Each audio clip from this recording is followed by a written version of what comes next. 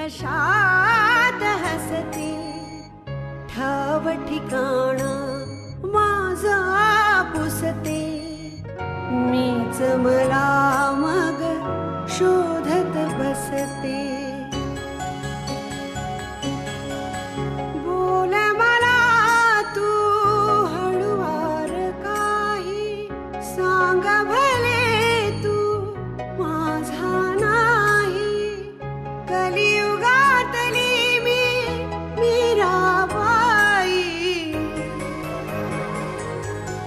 मौनातले हे शब्द बोल के तुझ्यानी माझ्या ओठी हलके असुनी ननी अश्रू पोरके क्षणात आता सरतील लाटा पक्षी घराच्या धरतील वाटा देईल हात तुझी अस्मिता अस्मिता अस्मिता अस्मिता. आता कोणाचा नंबर? अभिदादा. का? आता त्यांनी काय केलं? ठीक आहे ना तो?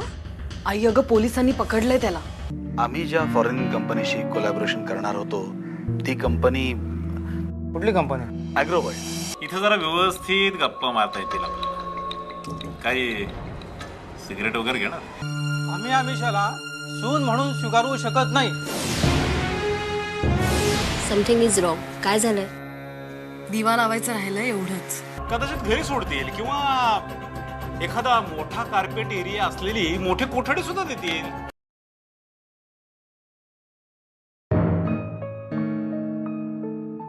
नमस्कार ॲडव्होकेट भंडारी.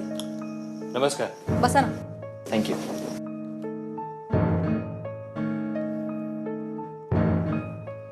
सॉरी मी तुम्हाला इतक्या उशिरा इथे बोलवून घेतलं, पण काम तसंच अर्जंट होतं आणि खरं म्हणजे मी तुमच्या ऑफिसमध्ये यायला पाहिजे, पण कागदपत्र एवढी होती की ती सगळी घेऊन मी. No problem.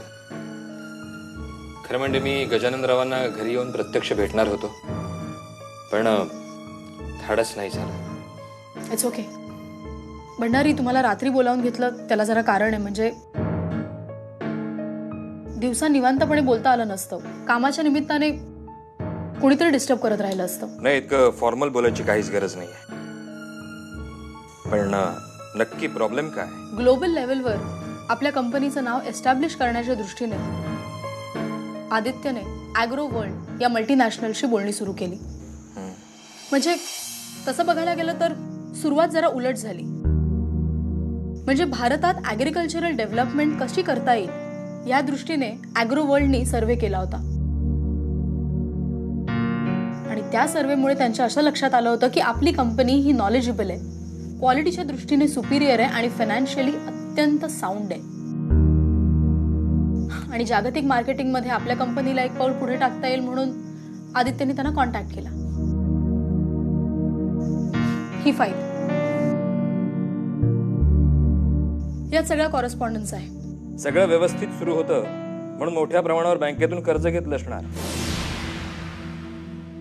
जमिनीत मोठ्या प्रमाणावर गुंतवणूक केली असणार आणि जरा कुठे जागतिक मंदीची माशी शिंकली म्हणून छोट्या मोठ्या कंपनीनी दिवाळे काढून मोकळ्या झाल्या. ॲग्रो वर्ल्ड ही त्यातलीच एक.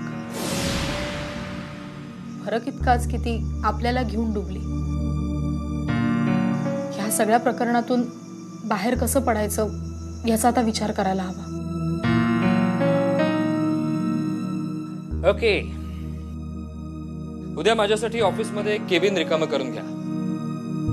या केसच्या संदर्भातल्या सगळ्या फाईल्स माझ्याकडे पाठवा. सगळे कागदपत्र, रद्दी, चिठ्ठा, चठोरा सुद्धा माझ्याकडे पाठवून द्या. आणि हो हो, तासाला चहा पाठवायला विसरू नका. शुअर. सकाळी मी गजानन रावांशी बोलून घेतोच. रात्रभर आपण आपली चर्चा चालूच ठेवूया. अभ्यासानंतर एखादी तरी फट मिळेलच. मग त्या राईचा पर्वत कसा करायचा हे काम माझ्याकडे लागेल. Thank you so much.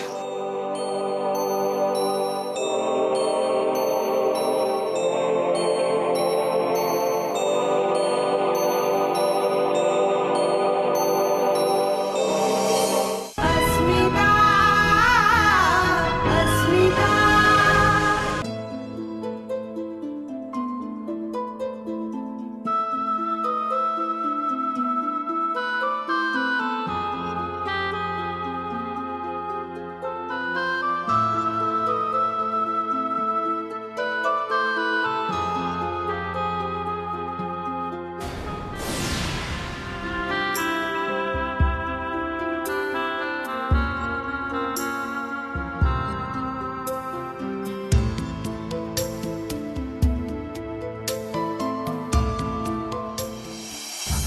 घ्या जेवून घ्या. तसा अन्नावर राग काढू नये. अरे लढायला सुद्धा ताकद लागते. असे उपास तापास करून ताकद येणार नाही. घे जेवून घे. मला आत्ता भूक नाहीये. भूक लागली ना की मी जेवेन. तुम्ही आता जा इथून. हे असं तुम्हाला सकाळी सांगितलं होतंस तरी अजून ताट तसंच आहे.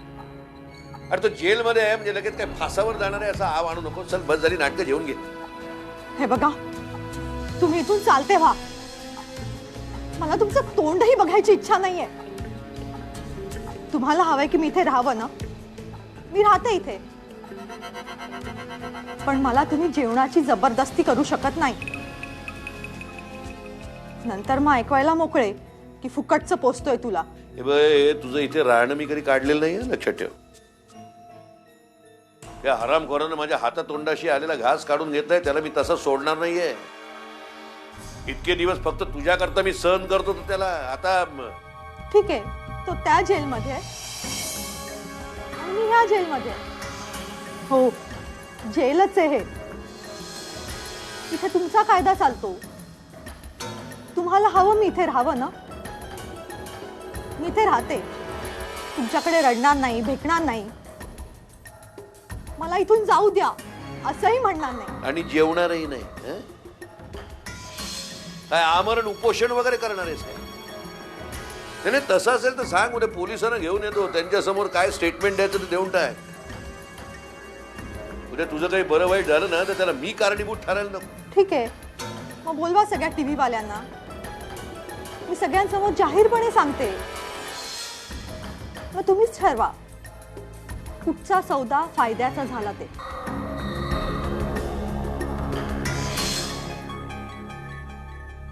आता मला 2 दगडावर पाय ठेवून जगणं शक्य नाही. तेच म्हणतोय ना. अनायासे तो चांगला जेलमध्ये आहे. आपण दोघ जण राहूया ना सुखात इथं. ह्यापुढे मी जहागीरदार म्हणून जगायचं ठरवलंय. तुमच्या बरोबर राहण्यापेक्षा मी अभिजित जहागीरदारची बायको म्हणून मरणं जास्त पसंत करेन. तुम्ही प्लीज इथून निघून जा. खूप उपकार होतील माझ्यावर तुमचे. तुझी मूर्खासारखी बडबड ऐकण्यामध्ये मला इंटरेस्ट नाहीये. हा तुझा हट्ट मी आत्ता पुरवतोय.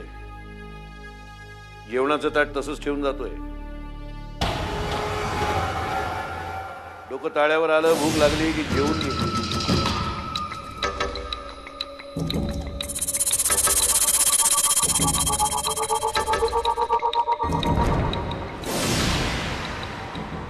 इतक्या वर्षांच्या अनुभवानंतर एक गोष्ट तुझ्या लक्षात आली असेल नाही. मला जी गोष्ट हवी असते ती मी मिळवतोच.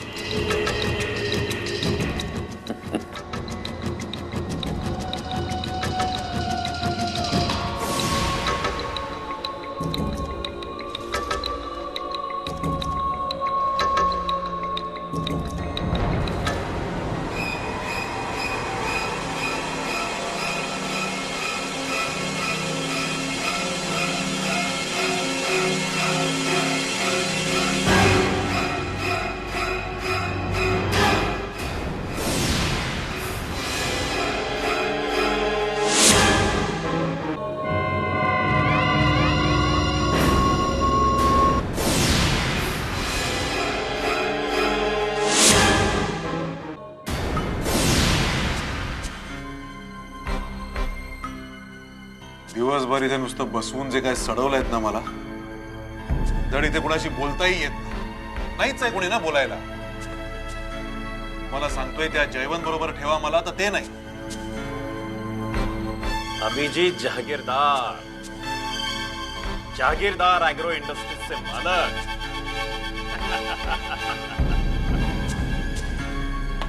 सगळा नशिबाचा फेरा आहे. नशिबाचा नाही, संग्राम थोरातचा फेरा. त्याच्या फेऱ्यामध्ये जो कोणी अडकला ना, तो आयुष्यातून उठला म्हणूनच समजा. ते जाऊ दे, मला इथे कशाला बोलवलंय? काय तुमच्यासारख्या सभ्य लोकांना त्रास द्यायला आम्हाला सुद्धा नाही आवडत हो. पण आमचा नाईलाज होता म्हणून पकडावा लागला. मला एक सांगा, हा जयवंत तुम्हाला नक्की भेटला कुठं? आणि मुळात तुमची गाडी त्याच्याकडे आली कशी काय? कारण आम्ही त्याला जेव्हा पकडलं ना, तेव्हा तो गाडीत एकटाच होता, तुम्ही नव्हता त्याच्याबरोबर. जयवंत आणि मी संग्राम थोरातसाठी काम करतो. त्या रात्री संग्रामने आम्हाला एका कामासाठी जायला सांगितलं होतं. माझ्या गाडीतून आम्ही निघालोही होतो आणि वाटेत जरा तब्येत बिघडल्यासारखी झाली म्हणून मी जयवंतला म्हटलं मला परत घरी सोड. त्यांनी मला घरी आणून सोडलं. घरी म्हणजे त्या संग्रामच्या फार्म हाऊस वरती हो. ते संग्रामचं फार्म हाऊस आहे, तिथे त्याचं ऑफिस आहे, तो सगळं तिथूनच करतो. त्यांनी मला घरी सोडलं आणि तो निघाला सांगितलेलं काम पूर्ण करायला. आणि वाटेत नाकाबंदी होती, तिथे सापडला तुमच्या तावडीत. पण त्या गाडीच्या डिकीमध्ये, म्हणजे माझ्या गाडीच्या डिकीमध्ये ती पावडर कशी आली, कोणी ठेवली, याबद्दल आम्हाला काहीही माहित नाहीये. मला एक सांगा, तुम्ही या सगळ्या प्रकरणामध्ये कसं काय अडकलात? मगाशी सांगितलं ना, संग्राम थोरातचा फेरा आहे हा. त्याच्यात एकदा जो कोणी सापडला तो आयुष्यासाठी उठला.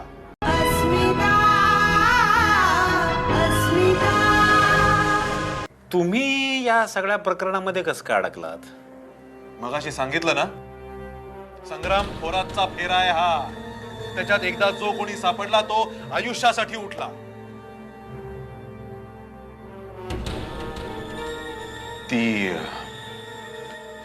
पण मला तुम्हाला एक गोष्ट विचारायची आहे इन्स्पेक्टर साहेब.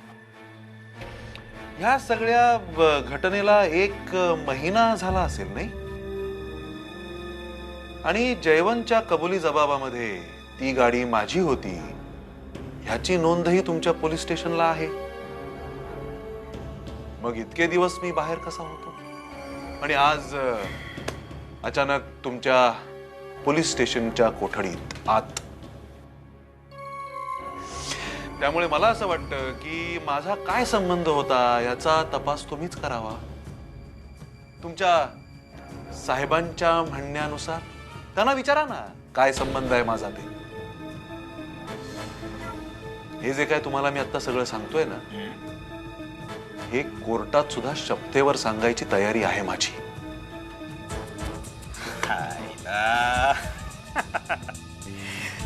चालत तुमची केस म्हणजे इंटरेस्टिंग होत चालली बघा. काय कळतच नाही बघा. पण मला एक कळत नाही, हा जयवंत आहे जो, त्यांनी तुमचं नाव एवढ्या उशिरा कसं काय घेतलं? Under pressure. कोणाच्या? काय ही देखील संग्राम थोरातचीच ग्रुप आहे. जाऊ दे ना इन्स्पेक्टर साहेब, परत परत तेच तेच बोलण्यात काय मतलब आहे? एक फक्कडसा चहा मागवा. निदान या तुमच्या या 5 स्टार मध्ये रात्र तरी सुखाची जाऊ दे. नुसतं चहा पिऊन?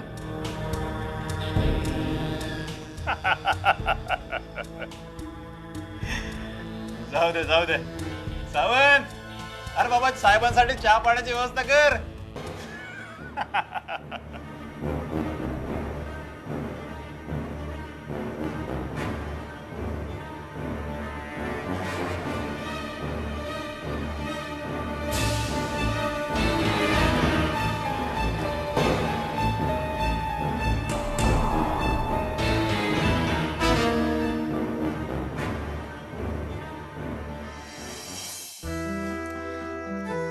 आपली दुसरी भेट. सॉरी, परत रात्रीच बोलावलं भेटायला. नाही, नो प्रॉब्लेम. वकिलाचं काम असल्यामुळे दिवस रात्र बघून नाही चालत. आपलं रिलेशन वकील असलेले असल्या कारणाने आपली कंपनीला जी काही प्रोफेशनल फी असेल ती लावावी. मी एक गाडी आणि ड्रायव्हर सुद्धा सांगून ठेवलेला आहे.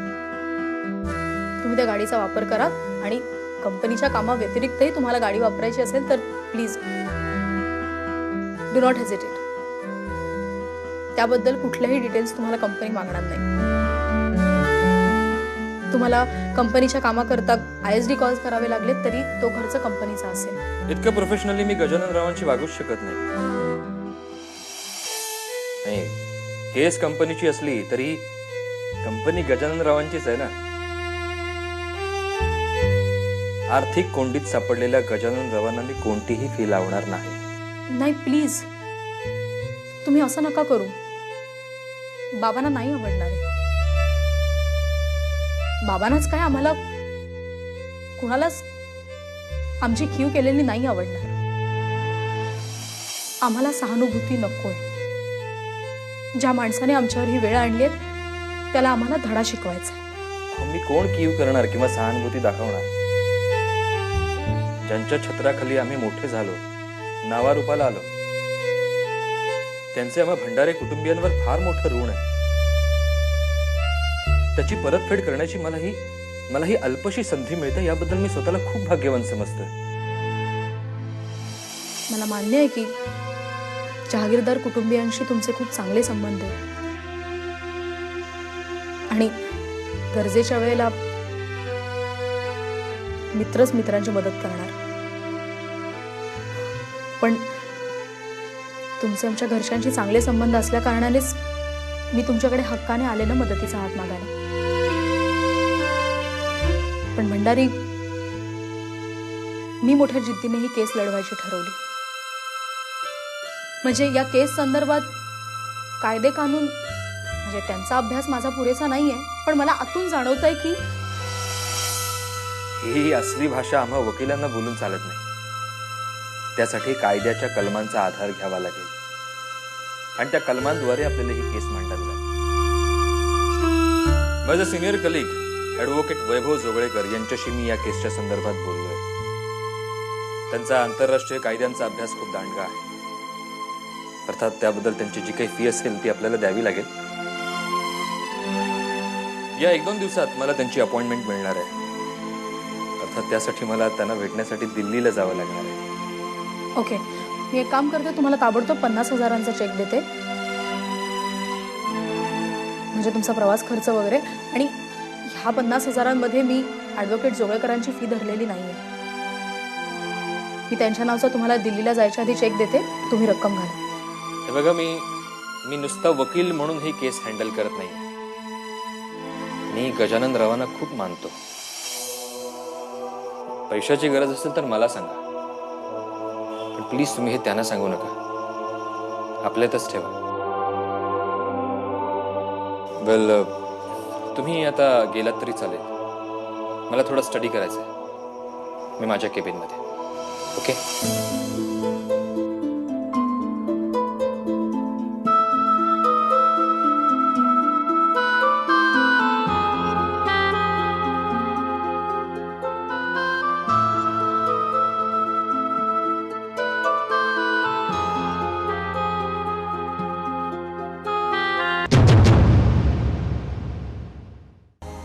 मला तुझी मदत हवी आहे. Any time madam. दरवाजा उघड. म्हणजे आपल्याला जर अशोक म्हणत हाती लागला ना तर त्या कंपनीची हिस्ट्री, जॉग्रफी सगळं काही समजेल. आतापर्यंत तुला बरेच वेळा हाताला धरून घराबाहेर काढलंय. प्रसंगी तुझा अपमानही केलाय. मी वनिता जहागीरदार बोलतेय. आणि मी तुम्हाला 24,000 वेळा समजावून सांगतोय की खरा गुन्हेगार मी नाहीये. खरा गुन्हेगार मोकाट फिरतोय बाहेर. याच्यासाठी उपास तापास करायचे, पूजा अर्चा करायची आणि फळ काय तर निर्घृण हत्या. जळता जळता एक ज्योती अंधाराला सांगत होती, होती सच्ची माझी प्रीती क्षणात आता सरतील लाटा पक्षी घराच्या ठरतील वाटा देईल हात तुझी अस्मिता